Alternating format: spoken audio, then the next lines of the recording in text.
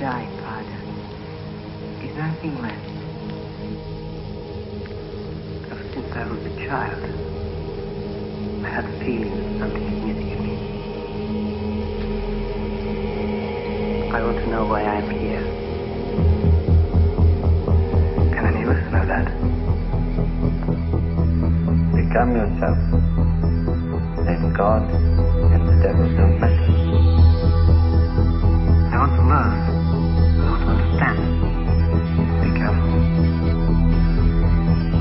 Can you find the force to enable these two quite opposite lives to live together in yourself? At any moment, the wolf can devour the lamb. And you must learn what it means to become responsible. This is an exact science. And that is why you are here.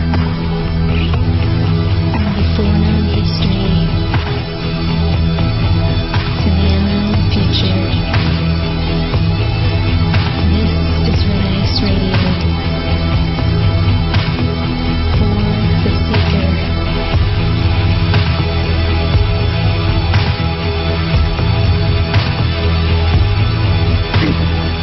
And knowing what I must strive to know.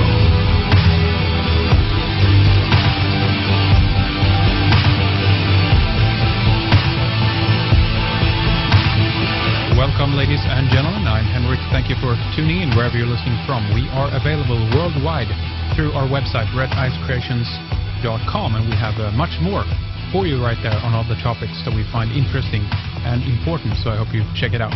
Tom Horn is an internationally recognized lecturer, radio host, and best-selling author of several books, including Petrus Romanus, The Final Pope is Here, and the upcoming Exo Vaticana.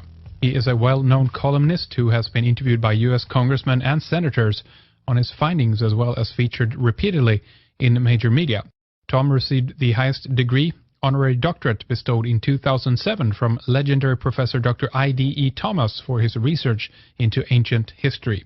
And today we're going to discuss the recent news of the abdication of Pope Benedict XVI and the prophecy of the final pope, Peter the Roman, whose reign would end in the destruction of Rome.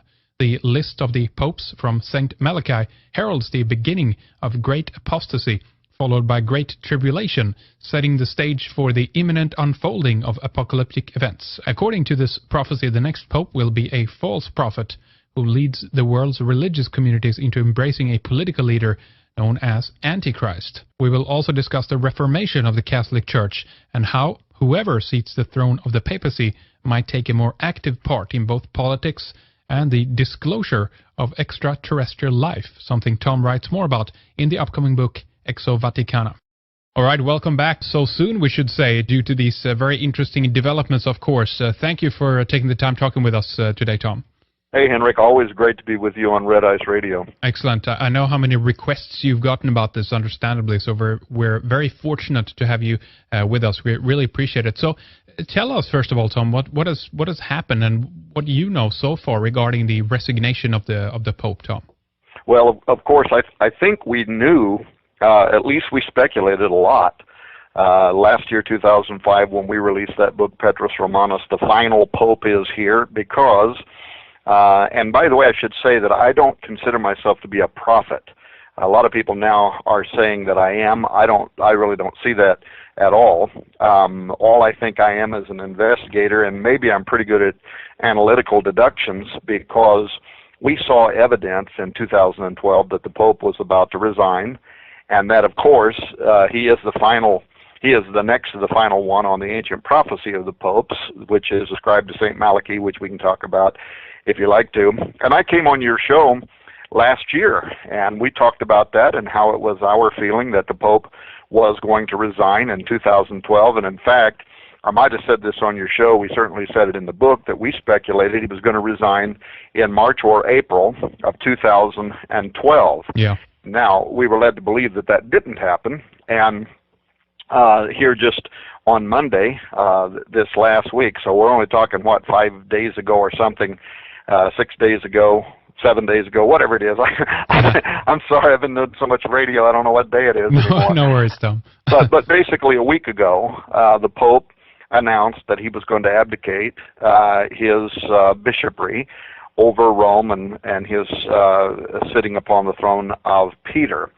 And now, why that brought a great deal of attention back upon me was 3 weeks before the Pope announced that he was going to resign, I was on another radio show with Steve Quayle, in which I said that the resignation of Pope Benedict was imminent. Well, then 3 weeks later he resigned, and everybody in the world wanted to know how I knew that, right? An interesting thing, though, that we have since learned is that, in fact, the Pope actually stepped down in 2012 exactly when we speculated that he was going to. And this was verified in a February 11 article in the New York Times. The title of that article, if somebody wants to look it up, is called "A Statement Rocks Rome, Then Sends Shockwaves Around the World."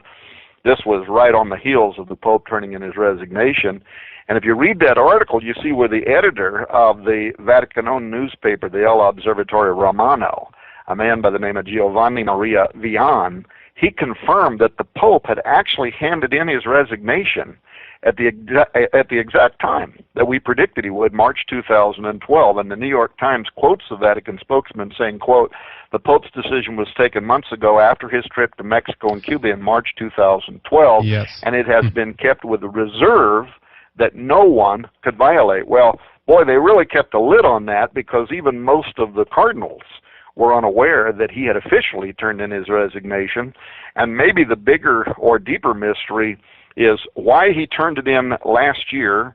And by the way, when somebody says, well, how did you deduce down to March or April of last year, that actually had a lot to do with the French Codex by René Thibault that I talked with you about a year ago. People could listen to that archive show in which we went through some of the speculation about René Thibault, and he's the one that actually had brought it right down to March and April. So based on a lot of other deductions, and then using the Jesuit codebreaker for Rome, who over 60 years ago said that that he didn't name Benedict, but he said that the Pope before Petrus Romanus would resign around March or April of 2012. So he absolutely nailed it on the head. Now this raises just a huge amount of questions about the prophecy of the popes, whether the prophecy of the popes was supernaturally inspired, either, divinely or demonically. I'll let other people determine what they think about that, right? Yep. But it was supernaturally inspired.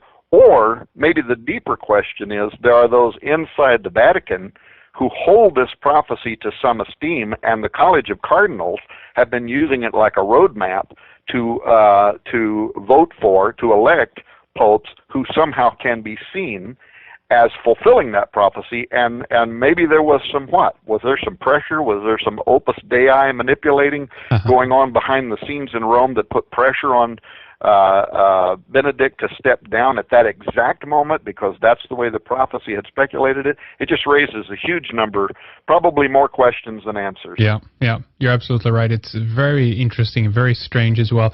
Now I have to ask you, Tom, does all of this then have something to do with the trip to Mexico in March 2012? There came out some articles that he fell, he hit his head in some way, and this is like what has led to all of this. Do you agree with that? Have you read that? Well, he was injured. Now, did he fall? Was he attacked? Just who in the world knows? But he was injured, according to the official stories. He woke up the next day, had blood on his head. By the way, today's news reporting that he's gone blind in one eye. Really? Yeah. And furthermore, we've known for some time that, and this played into our speculations about why and when he would retire, that his health wasn't doing that well. He was getting weaker and weaker. He's being wheeled around on a cart at some of the places where he went to speak. He himself, don't forget, in an interview had been asked whether it would ever be permissible for a pope to step down, or should they always die in office. And he had actually argued, and he used to be known as God's Rottweiler. He was a strong theologian for the church, great at arguing. And he had actually said that if the Pope, got to a point where he could no longer carry out his duties as the Pope, then it would be permissible under church rules and law for that Pope to be able to step down so somebody else could do the job that could actually carry out the functions of the church. So he himself had argued that. That played into some of our deductions. And then his brother, who is a priest as well last year, had been talking about how his health was failing and that he felt he was putting pressure as a family member, a brother, on Benedict to consider stepping down. So a lot of this doesn't really come as a surprise. The fact that he was weak, that he's aged, you know, he's 85, that he slipped and fell and maybe fractured his skull or something, it's all completely believable, but it still doesn't address how, over 60 years ago, Rene Thibault, how could he have known that you would have a pope who was going to get old and fall down and have to retire? The other thing, by the way, that's brought a lot of attention on us is that we say in our book, Petrus Romanus, that this pope would not die in office, but in fact he would retire. Now that was a bold statement since this hasn't happened for 600 years. I mean, to put this in perspective, you know, the U.S., Europeans had not even come here and discovered this as a country. This was a very long time ago since the last pope actually retired in office, but we predicted that he would. And 3 weeks before the pope stepped down, that's what I repeated, that he wouldn't die in office, that he was going to step down. And I had a very strong feeling about that. Now, of course, it brings us to the, you know, to the final part of that prophecy, and who is it that is going to be elected into the role of Petrus Romanus? And I don't know how long, you know, when this show is going to play on air, but we're within, you know, 2 to 3 weeks right now, probably, of that decision being made, unless for some reason it gets drawn out. Yeah, this is going to go up in just a few days here. So basically, what we've heard so far is that he's officially going to resign on the 28th of February. Isn't that correct? That's correct. Yeah, and so he's given a little bit of headway here and leeway, if you will. Do you know now if the procedure is going to be standard as usual when a pope, well, previously then has died? The whole all the cardinals are going to get together and select, and with the smoke and all the stuff that we know about. Is that what's going to happen next? Yeah, that is what's going to happen next. And you know, to understand the rules around this, right now, on the next day after his retirement is official. So if he goes through February 28th, and this is not a leap year, March 1, Peter the Roman Bertone, who is his Carmelingo and the current Secretary of State, will then step into the official capacity of being the Pope in place of the Pope until a Pope can be elected. So if for no other reason than for at least a very short period of time, the prophecy is going to have a very uncanny sense about it, that you have an Italian, he's a Roman, he was born in Romana Canaverse, his name is Peter, so you have this a startling fulfillment of the prophecy, at least for a very short period of time, in Cardinal Peter Bertone. Excuse me, got too many names going through my head. Now, but all of the elector cardinals, and there's not supposed to be more than 120. I don't know how flexible they are on those rules, but let's say 120 electors, the College of Cardinals. They will head now to the Vatican. And there'll be a whole process of sequestering the voting members so that the outside world can't have contact with them. Any cardinal who's turned 80 before the day that the papacy was vacated, either by death or resignation, cannot take part in the election. And that would mean that if Bertone was elected, he's, I think, 78 now, that would just squeak in. I think there's reasons, by the way, I could give you who I think my top potential electees are. I think there's reasons why Bertone at one time would have been a favorite and probably isn't now. I think Peter Turkson of Ghana had a lot going for him. He's made some mistakes in the last week because he's said to the media, he has said publicly that he would be willing to take the position of the Pope if the Lord willed it. Well, that's a giant no-no. The electors really frown on you being out there where it appears maybe that you're candidating like an American president. They don't like that at all. So he may have shot himself in the head with those comments. Anyway, there has to be a 2/3 vote plus 1 majority. That's what's required to elect a pope. 2 ballots each are held in the morning and afternoon. If a new pope's not elected after 12 to 13 days, then they can choose to impose just a majority rule, so a simple majority. And I could explain the whole process, how they write down the votes. People wonder what's up with the white smoke and the black smoke. That's because when they write down their votes, they fold the paper a certain way. They put that paper onto a certain plate that's then spilled over into another plate on the top of an altar. Those are counted by what they call the scrutineers. If, though, nobody gets the 2/3 plus 1 majority at the first part of the vote, they keep doing it. But in any case, if nobody's elected, there's a chemical that they put on those ballots, and they put them in the furnace, and when they're burned, then that smoke comes out, and it's black, and then they know that, so far nobody's been elected. When the smoke finally turns, white, then they'll know that somebody has been elected. So there's a whole process around how they do this. It's very archaic, but it's the way they still do it. And they're headed there now. Now the rules normally would say that when a pope passes away, within 2 weeks, the College of Cardinals is supposed to come together to begin this whole process. That's the reason why everybody at first was saying they're going to come to Rome March 15th, because with the Pope resigning on the 28th, 2 weeks, basically those are the rules. But they can choose to come together sooner than that. And with the Pope resigning, they have they have an early notice. And that's why some media right now is saying they might come together even sooner than that and start the process earlier on in March. But right now we expect that from the middle to the end of March, certainly before Easter, they're hopeful that we will have a new pope, and the world will then know who Petrus Romanus, of this 900-plus-year-old medieval prophecy, who that personality is, and then, of course, wait with bated breath to see if the rest of the prophecies around him, the speculation around him, plays out.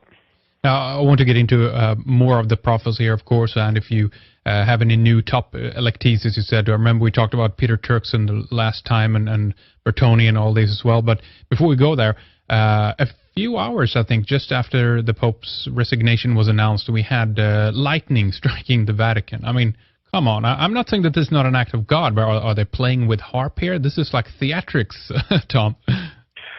Well, one of the things people are going to learn, I think in the second hour we're talking about our new investigation, which we were already working on, called Exo Vaticana. We've been working on it ever since we stopped Petrus Romanus last year, and now we're feverishly trying to get that investigation finished. We're hoping to have actual book in print by the time the conclave is in session, and we'll see. I think the second book, it's actually bigger, it has more footnotes in it, and in many ways is actually more shocking than the first one.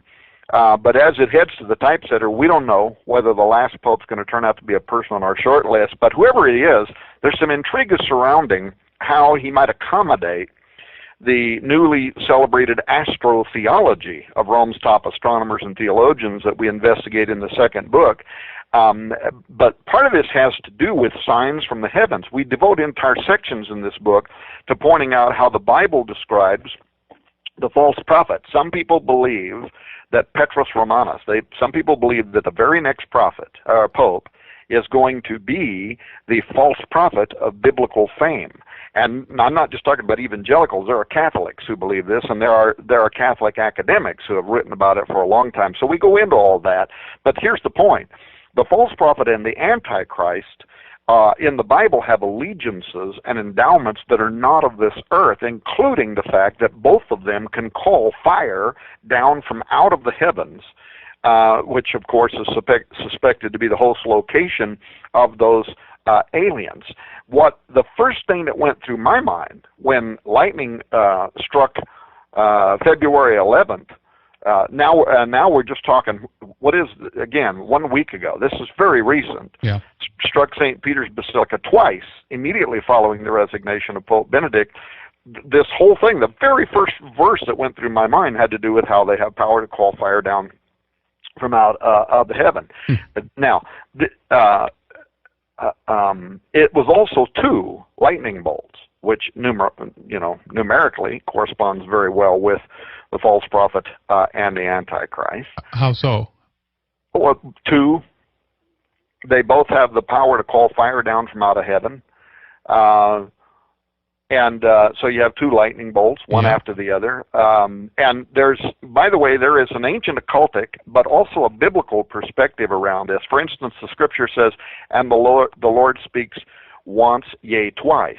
And in occultism and in biblical scholarship, there is a precedent that says, if the Lord wants to confirm something, he'll repeat it. And so lightning striking twice, and not just lightning striking somewhere in Rome, hitting St. Peter's Absolutely Basilica. amazing. Absolutely amazing. Which, and then right there, in the near distance is the Roman obelisk that speaks to the coming of this final figure that we believe to be the Antichrist. There's just a great deal around this. And again, this isn't just Tom Horn. They're Catholics right now. One of the most highly visited Catholic websites is run by Michael Brown. I don't know if you've ever interviewed him. He runs Spirit Daily. Yeah, no, not yet. Yeah. Yeah. Well, he and we've communicated over the past, but just something like 2-3 days ago, he had a headline that he wrote on Spirit Daily called "When Lightning Strikes, Sometimes It is Simple Energy in the Air, and Sometimes Perhaps Something Else." That's the title. And he goes on to point Catholics and to remind them how many apparitions of their faith, and also omens, both auspices and inauspices, have been warnings to the faithful that have been accompanied by lightning. And he talks about the apparitions at Lourdes, which, by the way, were also commemorated last Monday, the day the Pope made his announcement. But he points to that and reminds Catholics how apparitions were combined with thunder and lightning at Lourdes. Then he points how it was a flash of lightning that introduced the first appearance of the apparitions at Fatima in 1917. And that's also something you and I talked about last year on your show, how that the true revelation of Fatima might have been being covered up, but might actually now come to pass with the election of the final Pope. Spirit Daily also points to Medjugorje. The night before Mary's first reported apparition, lightning struck with such force that it actually damaged the village post office and some other buildings, and villagers went running out into the streets to sprinkle holy water on the ground. It scared them so much. Thunder and lightning on the mountains of La Salette in France that herald the appearance of Mary. So this list goes on and on and on. There is a significant number of comparable facts that when something of significance was happening within the Roman Catholic Church, whether it was church-approved apparitions or now the retirement of Pope Benedict, all of a sudden you get this lightning, right, coming from out of the heavens. It's very strange. Now, is it HAARP? There is this this other thought kind of rambling in the back of my mind. I don't know if you remember, there was a woman by the name of Dr. Carol Rosen. Oh, sure. Yep. And she swore that before he died, Dr. Werner von Braun, in the 70s, she was working in an office with him, and he shared with her how that there was going to be a fake alien invasion of planet Earth, and that this was all what was really behind the whole Star Wars project and all that, that would be used to set up a one world government, right? Yeah. Well, if that's true, that there's going to be some kind of a fake invasion that then would bring the world to its knees in fear, that would then give rise to a one world government because everybody's crying out for some kind of safe haven, then if that's true, if that technology is developed to that stage, well, then of course it could have been HAARP or something else that sent a lightning bolt down. But I take a more supernatural, metaphysical approach to it in my own belief system. And I think, like Michael at Spirit Daily, I think something is astir in the supernatural realm. And let me just give you a quote, by the way, from his website that I have right here. He's talking on and on and on about all this. He says, a pope's resigning for the first time in 6 centuries, a pope who took the name Benedict, as in the saint who battled evil.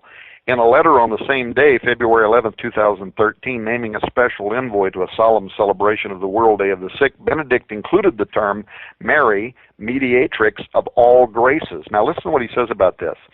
This is a title that was used very sparingly by pontiffs. It's only attached in the minds of many Catholic faithful with the potential declaration of a new dogma, one that they feel could herald major events in the world, a dogma that up until now Benedict has long resisted. It comes when astronomers expect to see a highly visible comet, which may even appear during the conclave, announcing a new pope. Some believe the next pope will be the last in this particular era. Time will tell, end quote. So here you have a very popular Catholic website, and his writer is saying that this could be the last pope, the fulfillment of Petrus Romanus, and that this comet is a sign, and further, that a papal decree heralding a major change in dogma is coming. Well, I can tell you, though I can't yet let the cat out of the bag, our book, Exo Vaticana, is about that very subject, a coming papal decree that is going to, well, let me just put it this way. It's not only going to say that belief in extraterrestrials is okay for Catholics. What it's really going to say is that denying the reality of extraterrestrials is akin to heresy, because it limits God's creative ability. And what the Jesuits and members of Opus Dei have written in the form of official church theology, brand new doctrinal papers that have been written, which we're publishing, I think is absolutely, Henrik, it's going to shock the world, because they evidently know something that the rest of us don't know that seems to be pointing to a very imminent official disclosure moment that somehow, some way is going to need for the Vatican, the largest Christian organization in the world, to tell everybody that it's okay and these are our space brothers. And not only are they our space brothers, they're closer to God than we are, and they've come to show us the way. Very interesting. I can't help to wonder as well how much of a political move all of this is. I mean, if we for a moment put the supernatural aspects to the side, which when we zoom out and look at the whole picture, we have to take everything into account, of course. But sure. This is at a time now when there's been tremendous scandals around the Vatican and all the stuff with the pedophilia and the protection of these priests and everything. And I couldn't help to feel at the beginning, at least, that someone might be forcing, Benedict off the stage, if you will, because they want to bring someone else onto the scene that can, do a better cleanup job, if you will, Tom, in all of this. Yeah, I think there's something to that. Again, that was all part of what we wrote in Petrus Romanus. In fact, we've had people this week and last week, since the Pope resigned, telling us that really the most tantalizing aspects of our investigation didn't have anything to do with the supernatural side of it. It was the side where we were dealing with the Vati leaks and trying to interpret in a very just geopolitical atmosphere what that scandal, what was really going on behind the scenes. And we were trying to get some Vatican insiders, priests, trying to get them to talk to us, and we were having a very hard time, and mostly, I think, Henrik, because most of them didn't really know. You had to get way up the ladder. It was really among a small tribe of the real power brokers inside the Vatican, but the more we investigated it, at one time I did also hire a private investigator, and the more we investigated it, if you go back and look at articles that we published a year ago now, we were publishing these in March, April, and May on Raiders News Update, and you'll see how we were already talking about somebody leaking papal documents. That turned out to be Paola Gabriel, right? Yeah. He got arrested by the magistrates as the source behind the leaked documents. The minute that happened, we said he's just a figurehead. He's somebody who was being used, but he was being used by people much more powerful than he is. Then a Vatican computer expert was arrested, Claudio Sciarpaletti, and he was convicted of aiding and abetting, and we said he's just another pawn. And then one cardinal was suspected of operating behind the scenes. And anyway, what we've been saying from the beginning is that this was a much deeper internal power struggle. Well, now, church historian Alberto Maloni, he's writing how that all of it was just a power struggle among cardinals in the Curia. the Vatican Central Administration, a stratagem of tension, an orgy of vendettas. That's the kind of language they're using. Preemptive vendettas. And then there was an article talking about how Bertoni was plotting, what was the language they used? Something like extraordinary counter moves. So it was move, counter move. But really it comes down to 2 or 3 very powerful people in the Vatican who were jockeying to take the place of Benedict. Whether they would look at that as, I want to play the role of Petrus Romanus, whether that part of it is true or not, didn't make any difference. They knew that Benedict's time, that his days were numbered, right? And they were jockeying for position, which included mudslinging against their main competitors. So you had people probably on the one side, Sedano, people like that, who were also part of the Fatima cover-up, who were using their political influence to try to, play off of some of these leaked documents to make Bertoni look bad. Bertoni, on the other hand, he's an Italian, probably has a lot of friends inside the Vatican that were trying to protect his position as possibly, the candidate that would take Benedict's place. But right now, some Vatican insiders are becoming more blunt. There have been news reports just in the last couple of days talking about, since Benedict has stepped down, and now some of these people are becoming a little braver about this mutiny of the Monsignors that's been playing out behind the scenes, jockeying for the role of the final pope. And the bottom line is, the unpleasant reality is that a conflict has been going on for probably 24 months, at least for 18 months, over who will become Petrus Romanus. And it's been boiling beneath the surface, almost completely unknown to the public at large, but foresaw, I think, by some of the Catholic prophets, and not just Malachi or Morger, more recent Catholic prophets like Father Herman Bernard Kramer, who wrote about all this in the Book of Destiny and talked about the final pope who would come and how it would be a time that would be accompanied by a lot of great negativity around Rome. And by the way, even some of the some of the most oldest Catholic prophets, Father Cardinal Manning, different ones, foresaw that Rome would eventually become so apostate that it would literally be destroyed. So are we seeing that? Is that what we're seeing, that beneath the surface we're seeing the beginning of the end? Or is it all just politics around the pedophilia scandal? The Pope now, here's another thing we learned was that when he resigned last year in March, April, secretly to just a handful of individuals, they started right at that moment taking, I think, what was an old nun convent or something, but a building, it was used by the nuns, but it's on the grounds of the Vatican, and they started remodeling that into an apartment, a building where Pope Benedict is going to retire. They started doing that March, April of last year.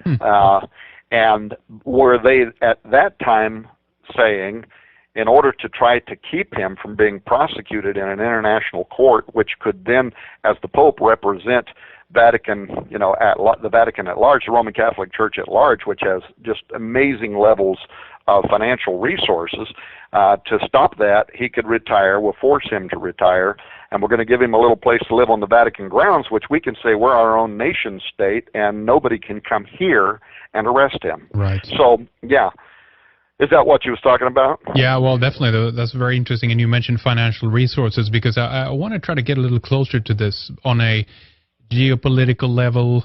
We're all wondering how much influence does the Vatican really have? How much does the Pope individually even have? Because if we look at least the language of the Vatican, as you said before, they are definitely kind of spearheading in some cases, the strive towards a new world order, a global government in some cases. And how important is it, do you think, for some of these people behind the scenes to become Pope? Would that even be significant? Would that be, can they influence a lot being that? Yeah, I mean, look, they don't politic like American presidents do, or governors or whoever, who go out and step up on a stump and try to convince a bunch of voters of a particular thing. But they do politic. They sit in their lunch rooms and have, wine and cigarettes and sit there and yak about who they think, the next pope should be. And sadly, it probably doesn't have a whole lot to do with the spiritual health of the church. It usually has more to do with who could politically favor the ideas of those particular cardinals. That's really what it comes down to. Who could we put into office who could be a champion for our causes? And so that's another reason right now when you think about what's being said about Peter Turkson of Ghana. Oh yeah, his name would be an amazing fulfillment since he is named Peter, and once he started ruling from Rome, he'd be Peter the Roman, Peter from Rome. But how much political influence does Ghana have? I don't know, because I don't think there's a whole lot of Africans cardinals among the electors, but there is a majority Italian electors. And Rome is still an old boys club among the Italians. It just is. Sure. They went out on a limb, recently. They elected a German. They've elected, other people. But I think this time around it's going to come back to Rome. My prediction would be that it's probably going to be an Italian. Now, Cardinal Tarcisio Bertone, he's the man most responsible for appointing a large block of Italian elector cardinals last year that Benedict endorsed, but he's also angered and embarrassed a lot of non-Italian cardinals, so I think it's going to be hard to get him elected. A little side note, by the way, Cardinal Bertone is a Salesian, which means a disciple of Don Bosco, the saint of the 1800s, who's famous for his vision about a future pope who arrives just as the Catholic Church goes through a fierce socio-political and spiritual storm that some have interpreted as the beginning of the Great Tribulation. Just an interesting side note there about Bertone, besides his name. Of course, Cardinal Peter Turkson. I think Cardinal Angelo Scola, he's also an Italian. He's got a strong Italian bloc of voters, and he works easily with them. I'm not sure to any extent that he's been involved in the conspiratorial aspects of mudslinging. He's got a theological background that issues from the church in Rome, so that they think should be addressed. So I think he's a possibility to keep in mind. There's another possibility that has the name of Peter, Cardinal Peter Erdo, and nobody's talking about him. He's a Hungarian cardinal of the Roman Catholic Church. He is the Archbishop in Budapest. He's the primate of Hungary. He's the president of the Council of the Bishops' Conferences of Europe, and he's only 61 years old. And if the cardinals this time around are looking for somebody who can stay in office for a while, he could be a surprise, Peter the Roman. Another possibility is Cardinal Bakara Batros al-Rahi. He's 72 years of age, so he's young too, but Batros means Peter in Arabic. So there's some other possibilities there that could be a surprising win that people right now are not talking about. But we're just going to have to wait and see. We did publish a top 10 list. I think the Canadian Coulee, I think he's a possibility. So anyway, I think I lost what the question was. Oh, sure. No worries, Tom. Very interesting. What is this? Let's get a little deeper into what you think that this means then, potentially. I mean, let's say anybody comes onto the scene here which has the name Peter, let's say, becomes Peter Romanus, the last pope. In your view, what do you think that we're in for? What does this have in stock for us if even the prophecy is true, or the of the last pope? And does that mean like an era of the Antichrist ruling this planet, or what do we have to look forward to here? Well, what both evangelicals and what some Catholic prophets have said for a long time is that when the final pope on the list of the prophecy of the popes, and don't forget that the prophecy of the popes itself says that this pope will serve the church during Great Tribulation, and then the city of Seven Hills will be destroyed. Yeah.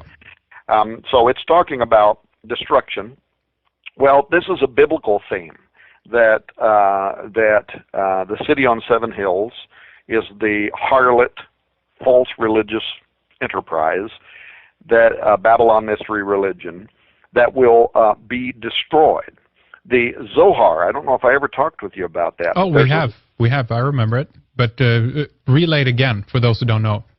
Well, and what's also interesting about the Zohar is that it was written 700 years ago. It was written a couple of hundred years after the prophecy of the popes. There's no historical connection anywhere whatsoever that any of the writers of the Zohar were even familiar with the prophecy of the popes, because don't forget, the prophecy of the popes was hidden inside the Vatican for about 400 years.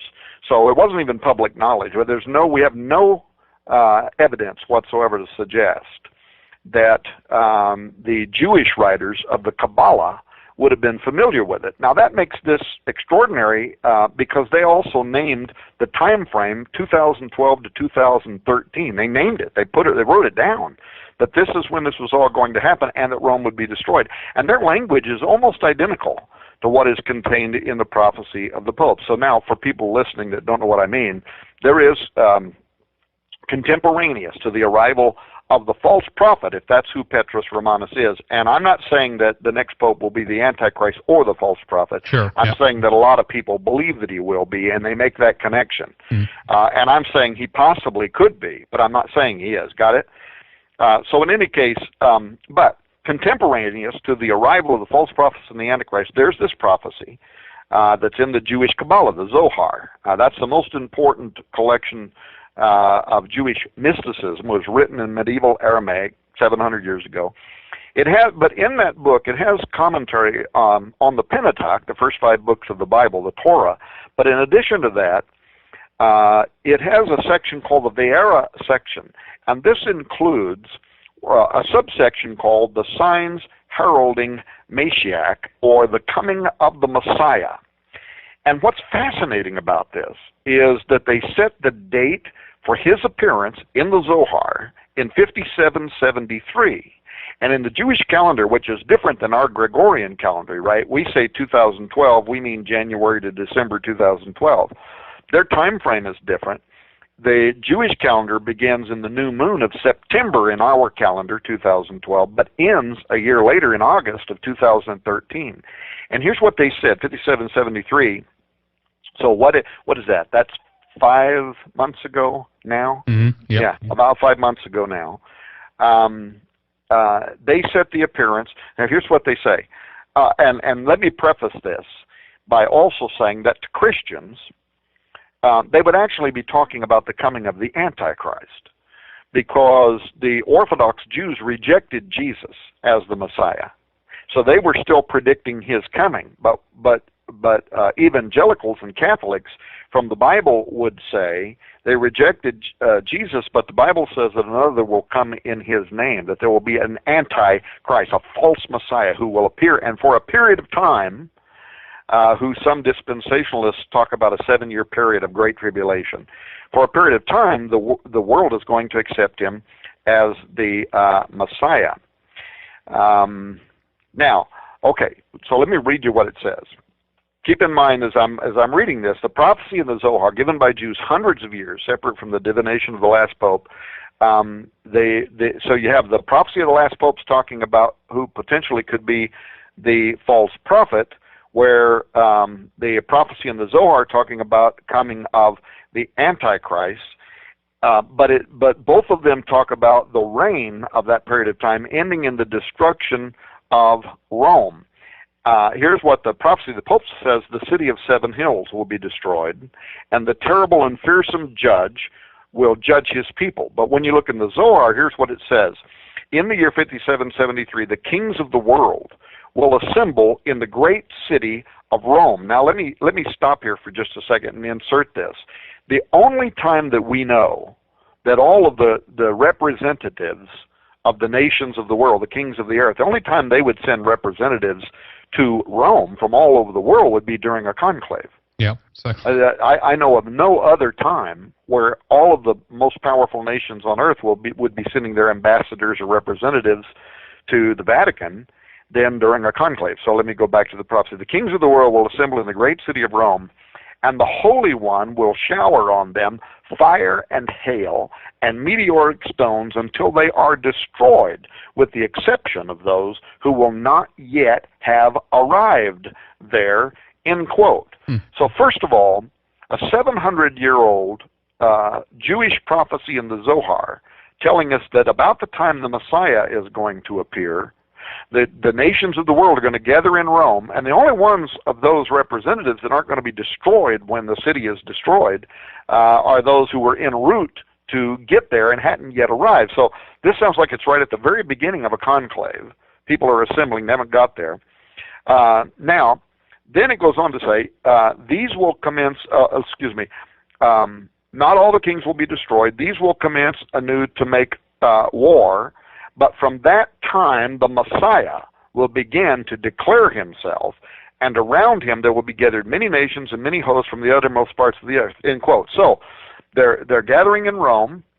Something happens. Meteoric stones, fiery objects as it's translated, fall from the heavens to destroy the city. This leads to war.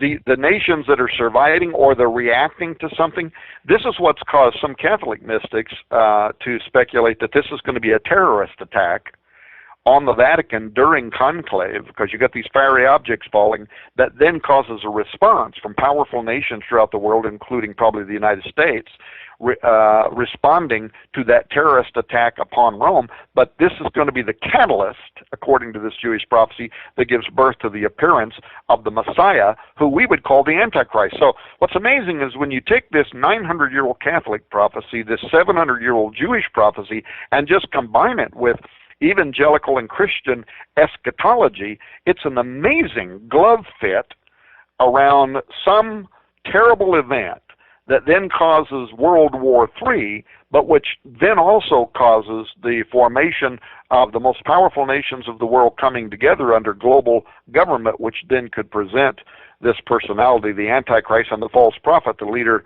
of the religious communities of the world, to give their devotion to the appearance. Look at that. It's like, again, we said it before, and you have too, Tom. It's either it's a playbook or it's real, true, accurate prophecy. You know, it's very interesting. And again, just think about this. Tie in the comet here now that hit Russia 3 days ago. There's an asteroid DA14. You have Izon coming up in a few days. What if this is really is the precursor to something larger, comet-wise, asteroid-wise, actually coming in, the initial debris or something like that? It would be total mayhem, Tom, on this planet. Yeah.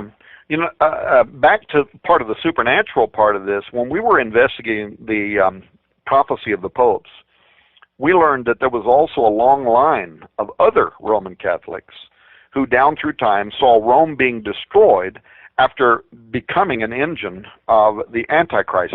But one thing that we turned up just recently that kind of ties a lot of this together, trying to track down, where some of the modern writers in some of the material we're working on for the new book, Exo Vaticana, where they came up with this idea that Rome would be destroyed and it's going to be the great harlot, and that somehow this is also connected to either a pretensive or actual announcement by the powers of the world that we are in contact with extraterrestrial intelligence. And what in the world does that have to do with the coming of Petrus Romanus and the Vatican and all that? Well, we're trying to put all this together. And there was a team of like 6 of us. Me and Chris Putnam are writing the book, but I have a team of like 6 of us trying to track these people down. We actually got interviews, by the way, with leading astronomers, including Guy Conflon-Magno. We got 5 interviews with him from Rome. So we got this right from the horse's mouth. And when we were trying to track down where some of this theology was coming from, we came across an associate of Popes John Paul II and also Benedict, Pope Benedict XVI. This was a friend of his. And he was considered one of the most important Catholic theologians, Hans Urs von Balthasar. Now, he died in 1988. And at his funeral, Cardinal Ratzinger then, who became Pope Benedict, of course, he praised his theology as correct and a proper roadmap for today's church. Well, what theology was he talking about? It was a provocative work by Hans von Balthasar called Casta Maritix, or Chaste Harlot. And in this work, he not only identified the Roman Catholic Church as the great harlot of Revelation, but he embraced it. And if you read Chaste Harlot, it's astonishing. Let me just give you a fast quote. Sure, thanks. Here's what it says. The figure of the prostitute is so appropriate for the church that it defines the church of the new covenant in her most splendid mystery of salvation. The fact that the synagogue left the Holy Land to go and be among the pagans was an infidelity of Jerusalem. The fact that she opened her legs in every road in the world.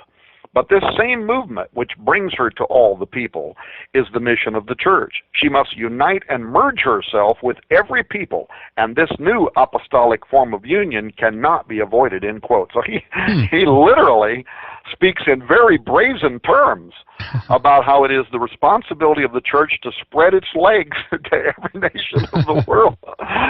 Astonishing. But so, I mean, okay, so he's one of the most outlandish, but we found that from this, boy, the tentacles of this kind of thinking goes into a great deal of current theology, and there's no way on this show that I can get into what all this means. I should have the first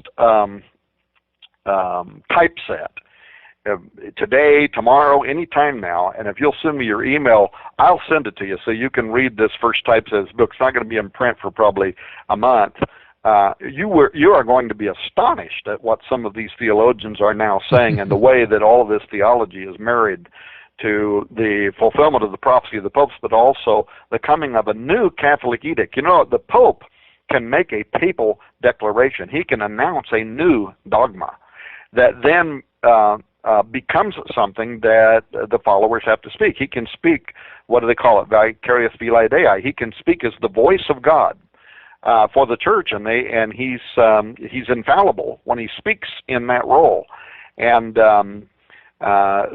such is coming soon, and I think it's going to just absolutely astonish people what this all means. But we've documented it. We've got documents. We've got the comments from the actual theologians that are working on this for the Vatican, and we've got some of their own papers, which I don't think they're yet ready for the world to know about, but they're going to know about it.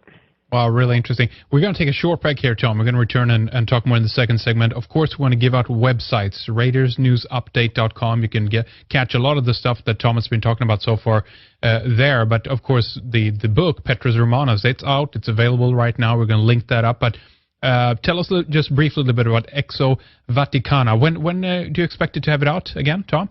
Well, we're rushing now. If you go to like Amazon, it and Petrus Romanus are both in the hot new releases, top releases there, and it's advertised there as being available in April the 15th, but we're trying to get it out a month ahead of time. We're trying very hard to get this done so that people will have it in hand